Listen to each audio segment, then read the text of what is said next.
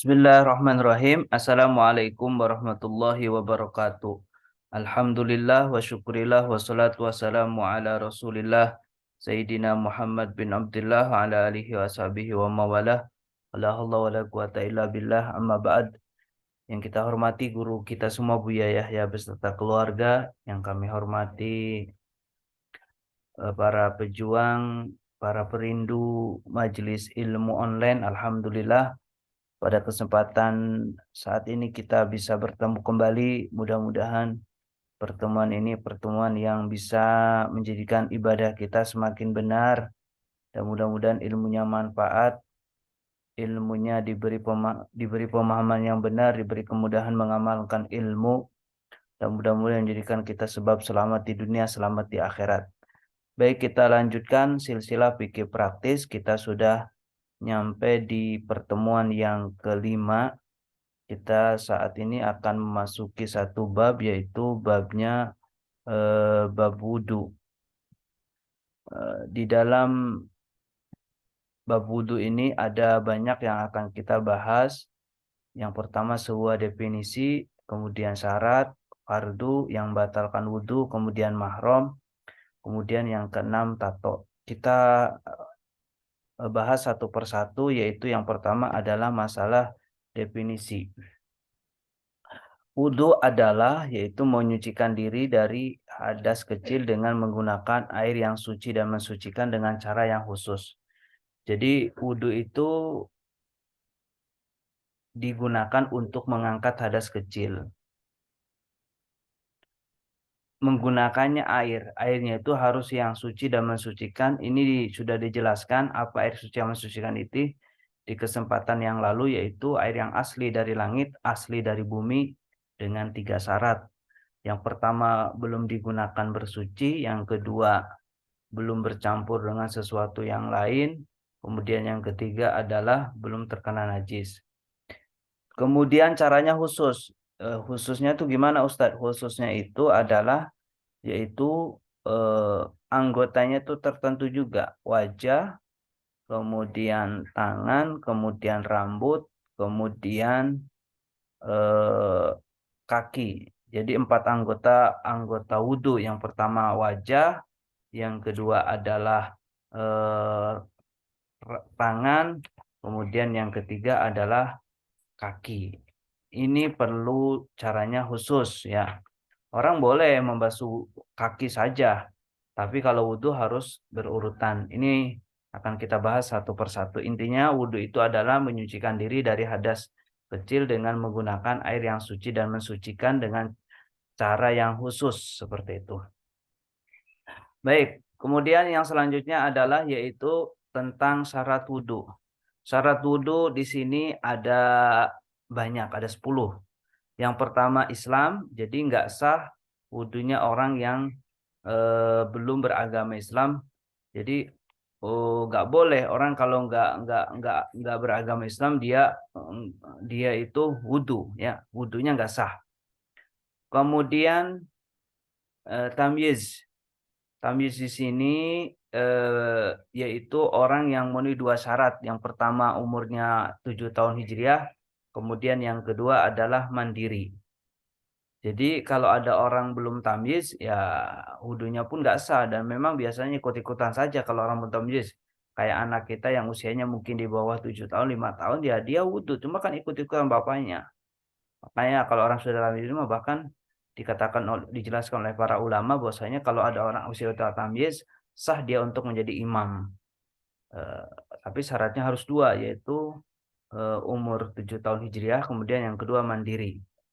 Kemudian yang ketiga adalah suci dari haid dan nifas. Jadi kalau ada orang dalam keadaan haid dan nifas, kalau wudhu, maka wudhunya pun nggak sah eh, dan dosa. Kenapa? Karena dia main-main dengan ibadah. Seperti itu. Kemudian yang selanjutnya adalah yaitu tidak ada yang menghalangi sesuatu sampainya air ke anggota wudhu. Contohnya ya cat, kemudian apa namanya itu lilin. Kalau pacar itu kayak semodel henna, tapi henna di sini adalah henna zaman sekarang, yaitu yang apabila dihilangkan tuh membutuhkan waktu yang sangat lama. Tapi kalau henanya zaman dulu kayak pacar zaman dulu tuh enggak. Tapi kalau zaman sekarang itu eh, kayak model sudah banyak campurannya. Contohnya cat, lilin, lilin tuh tetesan lilin dan lain sebagainya. Itu sampai menjadikan airnya itu tidak sampai ke anggota wudhu. Kemudian yang selanjutnya adalah tidak ada sesuatu pada anggota wudhu yang merubah sifat air dengan perubahan yang sangat.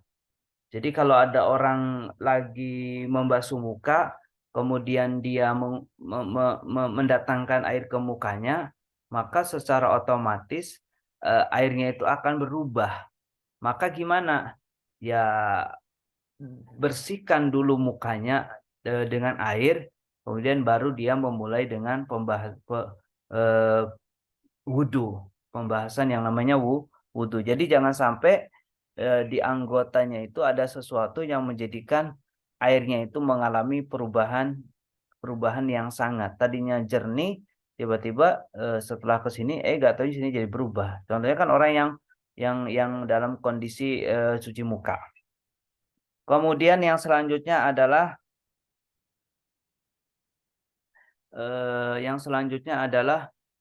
yaitu meyakini bahwa wudhu itu wajib baginya, yakin berhadas. Jadi kalau ada orang apa namanya itu, kalau ada orang mau wudhu, maka pastikan dulu dia itu dalam kondisi wudhu, kondisi punya hadas apa enggak. Kondisi punya hadas apa enggak. Jangan sampai nanti dia wudhu tapi dia dalam kondisi dia tidak meyakini jika seorang berhadas maka tidak wajib baginya berwudhu. Dan jika dia tidak yakin berhadas maka dia tidak wajib wudhu, itu kan. Makanya biasanya kalau orang seperti ini dia itu membatalkan dulu, itu kan.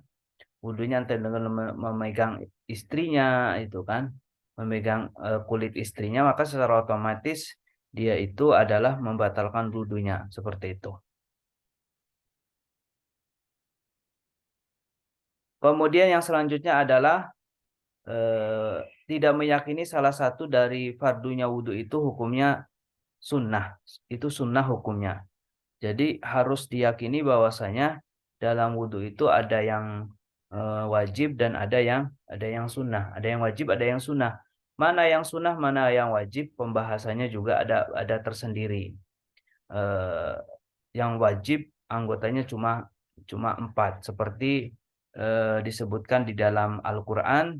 Wa idza kuntum ila sholati faghsilu wujuhakum wa aydiyakum ilal marafiq wamsahu biru'usikum wa arjulakum ilal ka'bain.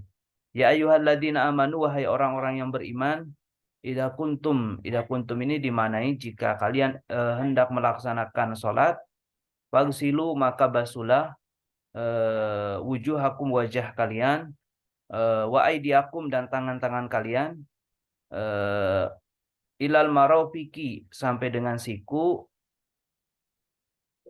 wamsahu biru'usikum usaplah kepalamu, wamsahu biru'usikum usaplah kepalamu, wa arjulakum dan basuhlah kakimu, ilal ka'bain sampai dengan mata kaki. Ini surat Al-Maidah. Berarti kan ini wajibnya syaratnya wudhu itu adalah yaitu tidak meyakini bahwasanya salah satu dari fardunya wudhu itu adalah sunnah. Yang wajibnya itu anggotanya cuma 4, wajah, kemudian tangan, kemudian rambut, kemudian kaki. Karena ada orang itu mengatakan bahwasanya yang namanya mengusap telinga itu adalah hukumnya wajib, padahal itu hukumnya sunnah, seperti itu. Jadi kami ulang, tidak meyakini salah satu dari pekerjaan wudhu itu, tidak meyakini salah satu dari fardunya wudhu itu sunnah. Tapi di situ ada yang wajib, ada yang sunnah. Jika meyakini perjalanan wudhu itu fardu, maka sah. Yang sunnah dianggap wajib, maka sah. Tapi kalau yang tidak meyakini salah satu wudhu itu wudhu, tapi kalau meyakini semua pekerjaan wudhu itu sunnah, maka tidak sah. Kenapa tidak sah? Karena bakal ditinggal. Tapi kalau meyakini ada yang fardu, ada yang sunnah, maka itu sah. Nah, seperti itu ya. Jadi kurang lebih seperti itu. Kemudian yang selanjutnya adalah air yang suci mensucikan. Ini sudah dibahas seperti yang lalu. Kemudian masuknya waktu sholat. Masuknya waktu sholat dan bergegas, bersegera, berkesinambungan melakukan sholat setelah berwudu ini adalah syarat yang dikhususkan bagi orang yang dalam kondisi beser. Beser itu kan diantaranya ya contohnya adalah orang yang terus-menerus dalam kondisi terus-menerus dalam kondisi terus buang air kecil ataupun buang air besar. Ini namanya salisul baul. Salisul baul itu terus-menerus dalam kondisi eh, beser. Kemudian yang selanjutnya adalah yaitu bersegera. Bersegera ini tidak boleh ditunda kecuali yang ada kemaslahatan dengan sholat. Itu baru digunakan. Contoh boleh digunakan. Contohnya menutup aurat. Nah, jadi habis wudhu harus segera.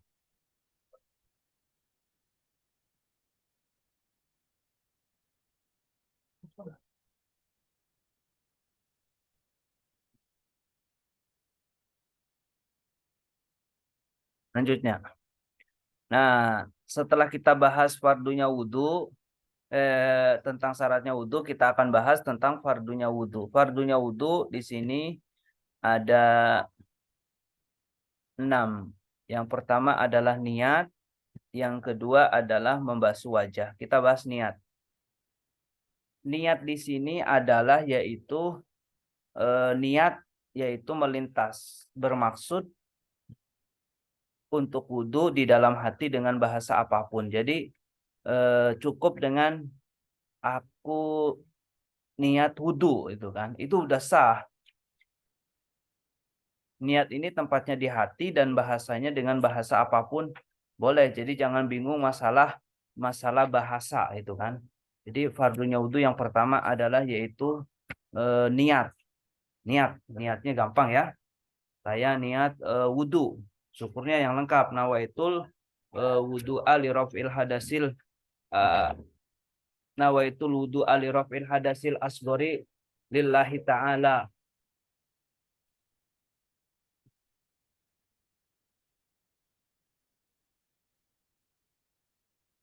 Nawaitul wudhu li raf'il hadasil asgori lillahi ta'ala. Seperti itu.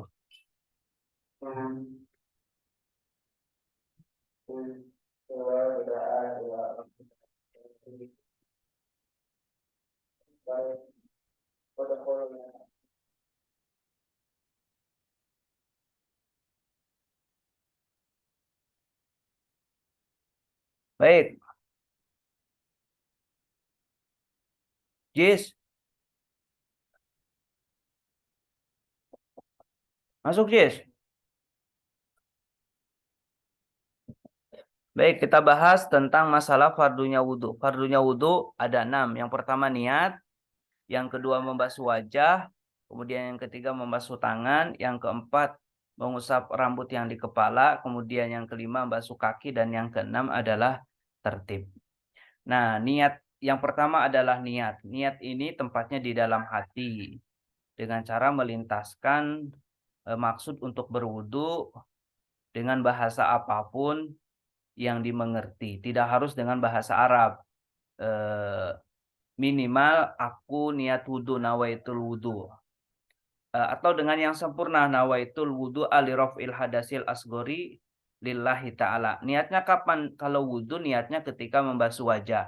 Sebab niat ini adanya di permulaan ibadah kecuali dalam bab puasa. Nah, kalau wudhu yaitu ketika membasuh wajah. Ketika pertama kali basuh wajah, dia melintaskan di hatinya niat berwudu, niat wudu. Kemudian yang selanjutnya adalah membasuh wajah. Membasuh wajah ini ada batasannya. Wajah ini panjangnya itu dari mulai tempat tumbuhnya rambut sampai dengan dagu. Ini orang yang normal dari sini. Lebarnya dari mulai telinga kanan sampai telinga kiri. Dari sini sampai sini nih. Nah, bagaimana kalau ada orang yang kondisinya itu ada janggutnya kemudian tebal? Maka orang yang seperti ini pembasuhannya itu tidak harus sampai dalam ke kulit, tapi cukup zahirnya saja. Tapi syaratnya itu jenggotnya laki-laki.